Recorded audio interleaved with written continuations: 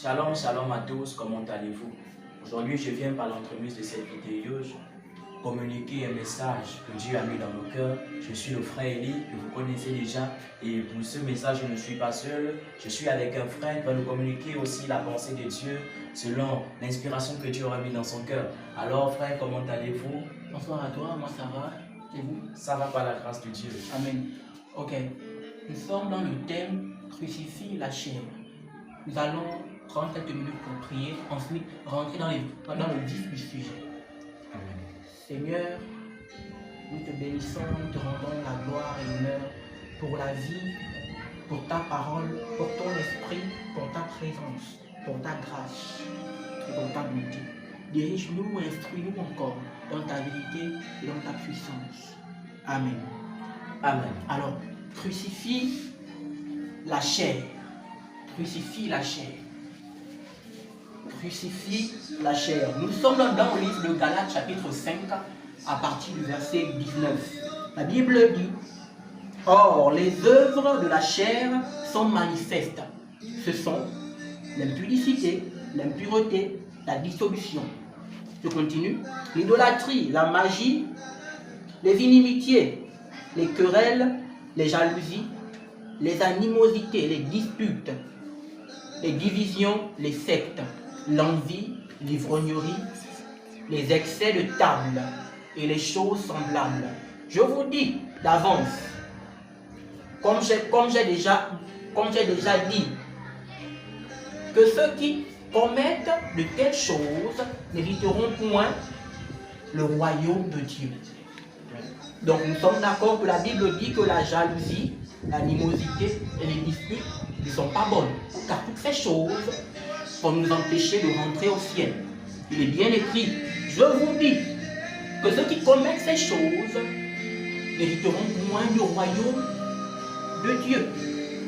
Donc la Bible, par ces textes, nous incite comme cela à crucifier la chair. Pourquoi? Et parce que lorsque tu ne crucifies pas la chair, tu ne marches pas selon l'esprit.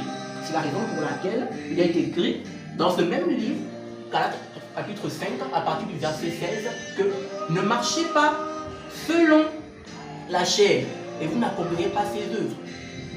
Tu dois marcher selon l'esprit pour accomplir les œuvres de Dieu et par cela rentrer au ciel. Voyez-vous, dans toute la Bible, il y a une chose auquel on ne résiste pas. C'est le péché. Pourquoi on ne résiste pas au péché? Mais parce que le péché est imputé dans le corps. Et le péché se manifeste par plusieurs sens. Comme voilà, lui, le fait de voir, le toucher, le fait de toucher quelqu'un, le goûter. Et même par des choses que tu ne connais pas, que je ne connais pas, mais qui existent. Alors, crucifier la chair est un thème très important pour un jeune, un adulte, une personne qui va aller loin avec Dieu doit saisir cette parole fortement dans son cœur. Non pas comme une parole, voilà, comme cela, mais comme une vérité spirituelle que tu dois mettre en pratique dans ta vie pour te voir un jour changer. Lorsque tu laisses ton corps être dirigé par tous ces sens-là, ta vie n'avance pas. Parce que tous ces sens-là ont un seul but: te faire pécher. Te faire pécher. Ils n'ont qu'un seul but: te faire pécher. La Bible dit que le péché a été amputé dans le corps de l'homme à cause de la trahison faite par nos descendants, c'est-à-dire Adam et Ève. Si le péché est dans le corps de l'homme, alors tous les hommes naissent normalement pécheurs. Il n'est pas écrit que les hommes naissent chrétiens, non. Ils naissent d'abord pécheurs. C'est la raison pour laquelle il est écrit dans Jean chapitre 1, à partir du verset 12, que à ceux qui l'ont reçu, à ceux qui croient en son nom, elle a donné, j'entends par là, la parole de Dieu a donné le pouvoir de devenir enfant de Dieu. Lesquels sont nés ni du sang, ni de la volonté de la chair, ni de la volonté de l'homme, mais de Dieu. Mais de Dieu. Et comme Dieu est esprit, c'est par l'esprit que nous sommes chrétiens. Si c'est par l'esprit que nous sommes chrétiens, nous devons alors cesser de nous laisser diriger par nos sens. Parce que les sens, ce ne sont pas des choses qui sont pour le développement de l'esprit. Non, on a développé l'esprit par des canaux puissants tels que le jeûne, la prière, la méditation de la parole, la prédication même de la parole, afin que notre esprit puisse croître et donner le tempo, comme dirais-je, donner la mesure à suivre à notre corps. Si ton corps avant te disait qu'à 23h, il y a un bon film porno qui passe à la télévision, donc tu vas être connecté, ton esprit te dit non, stop, c'est plus ça. Maintenant, à 23h, tu dois prier. Maintenant, à 23h, le jeûne commence. Maintenant, à 23h, c'est le moment où tu dois exhorter des frères à qui tu as prêché la parole. Ou bien tu dois prêcher sur les réseaux. Ou tu dois méditer. Ou tu dois méditer. Lorsque tu laisses ton corps être dirigé par tous ses sens, que tu sois bishop, évêque, archevêque, plus rien ne se passe de surnaturel. Plus rien ne se passe de surnaturel. Le centre des émotions, c'est l'âme. Et l'âme a tendance à forcer ton esprit à faire des choses lorsqu'il a le dessus. Lorsque ton âme n'est pas petit à l'esprit, lorsque ton âme n'est pas inférieure à ton esprit, il domine ton esprit. Lorsqu'une chose, c'est qu'elle est chef, c'est qu'elle est au-dessus, tu dois remplacer la tendance par des moyens clairs. Des moyens clairs, des choses que tu entends tous les jours. Ce n'est pas des choses incroyables. Non, non, ce ne sont pas des choses que tu n'as jamais entendues. Non, tu as entendu ça. La prière, tu entends, prie quand tu vas à l'église. La raison pour laquelle la Bible dit que ma maison sera d'abord une maison de prière. Donc, tu dois prier, ensuite méditer la parole, car la foi vient de ce que l'on entend. Et ce que tu entends vient de la parole de Dieu. Ensuite, tu dois jeûner. Car dans ta même Bible, il est écrit qu'il y a un genre de démon qui ne sort que par le jeûne et la prière. Tu vois déjà que tous ces canaux-là sont des clés de liberté, sont des clés de croissance de ton esprit, sont des clés de puissance que tu vas décider d'attraper et de faire de ça quelque chose de commun. Quelque chose de commun. Quelque chose de fort pour toi et de puissant. Alors, dès maintenant, dès aujourd'hui, si tu ne priais pas assez, mets-toi à prier. Si tu ne jeûnais pas, mets-toi à jeûner. Si tu n'évangélisais pas, mets-toi à évangéliser. Parce que toutes ces choses te sortent de l'état charnel pour te faire entrer dans l'esprit. Pour te faire entrer dans l'esprit. Et tu veux être esprit. Si un jour, tu veux hériter du royaume de Dieu, les Écritures sont claires. Elles sont très claires. L'apôtre Paul, lorsqu'il parle en Galates, il est très clair. Il est très clair. Très très clair. Voyez-vous, toutes les personnes qui commettent ces choses ne vont pas hériter du royaume de Dieu. Elles ne vont pas hériter du royaume de Dieu. Alors tu dois abandonner ça et te lancer dans des choses qui font croître ton esprit, qui te font avancer et non qui te font régresser. Tu dois croître et non décroître.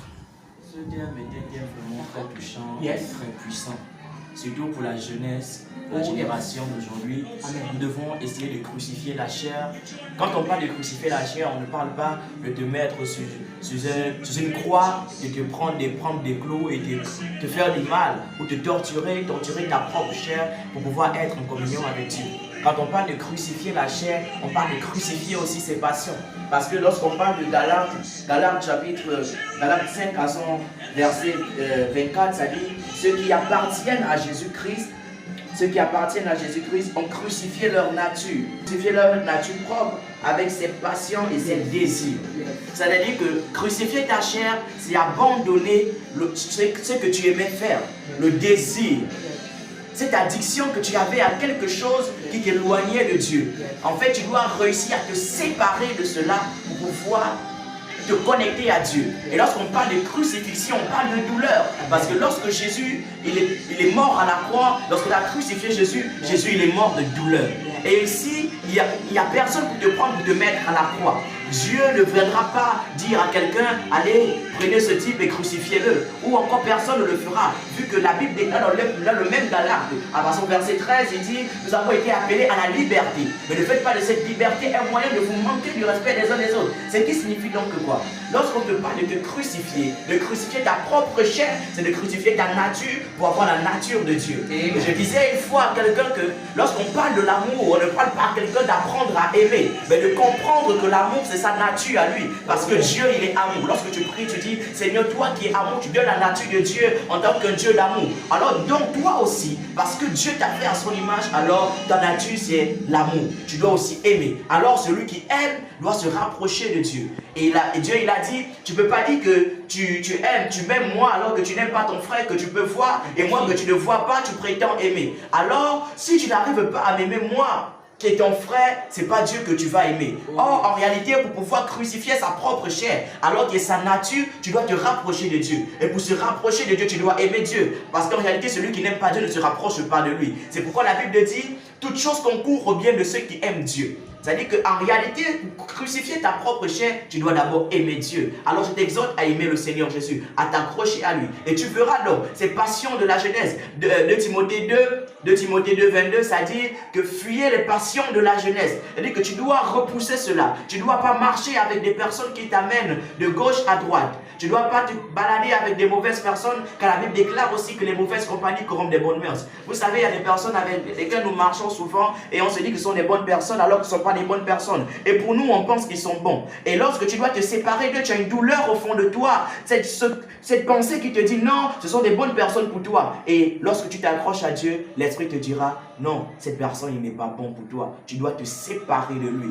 Et tout à l'heure, le frère pouvait parler de ce que l'on regarde aussi peut influencer sur nous. Ce que tu entends peut influencer sur toi. C'est pourquoi la Bible dit la foi vient de ce que l'on entend et ce que l'on entend vient de la parole de Dieu. Ici, on te parle de la parole de Dieu. Alors, si tu entends cette parole et que tu crois en cette parole, alors cette parole pourra influencer ta vie. Mais si tu ne crois pas en cette parole, elle ne pourra pas influencer ta vie. Parce que la foi vient de ce que l'on entend. Et pour pouvoir croire en Jésus, tu dois croire en sa parole. Parce qu'en réalité, tu te rapproches de Dieu lorsque tu te rapproches de sa parole. Crucifie la chair. Crucifie la chair. C'est compliqué de crucifier sa propre chair, de se priver des choses de ce monde, la tendance. Nous, en tant que jeunes, nous aimons la tendance. Et nous, ici, dans notre langage, on dit souvent, oh, tu glosses. En fait, nous, en tant que jeunes, nous aimons être dans le gloss. Nous aimons être dans la tendance. Si quelque chose vient à peine de sortir, si je n'ai pas porté, ça veut dire que je ne suis pas une personne. Si je n'ai pas cette chaussure qui vient à peine de sortir, ça veut dire que je ne suis pas comme les autres. Or, c'est justement ce qui fait ta différence en Christ. Ce n'est pas faire ce que tout le monde fait. Lorsque tu te démarques par ta différence, non seulement en parole, mais aussi en conduite, comme 1 Timothée 4,12 le dit, tu deviens une personne de bonne qualité devant Dieu. Alors tu es en train de crucifier ta chair. Parce que crucifier la chair, c'est de faire quelque chose qui te fait mal, mais tu le fais pour les intérêts du royaume. C'est pourquoi l'apôtre Paul il a dit, je traite durement mon corps. L'apôtre Paul va aussi dire, lorsque je connais le bien et le mal, mais lorsque je veux faire le bien, je me retrouve toujours en train de faire le mal que je ne veux pas faire. Et donc, lorsque tu veux crucifier ta chair, et l'apôtre Paul il dit, qui va me délivrer de ce corps mortel? Alors ce soir, tu vas aussi dire, Seigneur, délivre-moi de ce corps mortel. C'est Dieu qui peut le faire. L'apôtre Paul a compris que c'est Dieu qui peut délivrer son corps, qui peut le délivrer de ce corps mortel. Parce qu'en réalité, voici ce qui t'amène à toujours désirer la chair, désirer les choses du monde. Mais ce qui t'amène à te rapprocher de Dieu se trouve ici, en toi, à l'intérieur de toi. Parce que Jésus, il tabernacle en toi. Arrêtons de chercher Jésus loin. Arrêtons d'appeler Jésus loin. Lorsque tu pries, on a comme l'impression que tu t'adresses à quelqu'un qui est aussi loin de toi. On regarde les cieux, alors que tu devrais simplement fermer tes yeux et croire tout simplement que Dieu, il est là en toi et qu'il t'écoute parler. Dieu, il a simplement besoin que tu fasses sortir une parole de ta bouche qui vient du fond de ton cœur pour amener cela à l'existence. Imagine-toi, tu es une personne qui regarde beaucoup de films X et toi, tu veux te séparer de cela parce que tu te dis au fond de toi que c'est une mauvaise chose, ça m'éloigne de Dieu. Un péché vraiment qui m'éloigne de Dieu. Et tu as vraiment ce désir de te séparer de cela. De toi-même, tu ne peux pas. Parce que l'homme, lorsqu'il a goûté au péché, il ne peut pas s'en débarrasser. Mais il y a une personne qui peut l'amener à se débarrasser de ce péché, c'est Jésus. Et lorsque tu fermes tes yeux, tu déclare au fond de toi, de tout ton cœur, Seigneur Jésus, je veux sortir de ce péché. Alors tu sortiras. C'est pourquoi Jean il a dit, voici l'agneau qui ôte le péché du monde. Jésus est la personne qui va t'éloigner de ce péché. Jésus est la personne qui va t'éloigner de l'iniquité. Il va t'éloigner de l'impudicité. Il va t'éloigner de l'ivrognerie. Si vous marchez selon l'esprit, alors vous n'accomplirez pas les désirs de la chair. Ça veut dire que le principe pour ne pas marcher selon la chair, c'est de simplement marcher selon l'esprit. Et tout le monde a la capacité de marcher selon l'esprit. Ce n'est ni le prophète, ni le pasteur, ni le docteur, ni le diacre seulement qui peut marcher selon l'esprit. Mais toi aussi tu peux le faire. Tu n'as pas besoin d'avoir un titre pour être proche de Dieu. Tu as simplement besoin d'être un bon fidèle de Dieu, un bon serviteur de Dieu. Comme on disait tout à l'heure, il a donné le pouvoir de devenir enfant de Dieu. À tous. Peu importe qui tu es, peu importe ta nationalité, ton identité, Dieu il te donne le pouvoir à partir de maintenant de devenir enfant de Dieu. Alors tout dépend de toi. As-tu la capacité donc de crucifier ta chair pour te rapprocher de Dieu ou de laisser vivre ta chair et t'éloigner de Dieu? Tout dépend alors de toi. Alors fais le bon choix. Il a dit, j'ai mis devant toi le bien et le mal. C'est-à-dire que tout dépend de toi. Si tu veux choisir le bien, tu le feras. Tu veux choisir le mal, tu le feras. Il a mis en toi, il dit, il a mis en toi le vouloir et le faire. Tu as la capacité de choisir. Et tout ce que tu choisis, Dieu te donne. Tout ce que tu veux, Dieu te donne. Mais tout dépend de toi, de ta relation avec lui. Es-tu capable de crucifier ta chair pour te rapprocher de Dieu? Ou veux-tu laisser vivre ta chair pour t'éloigner de Dieu?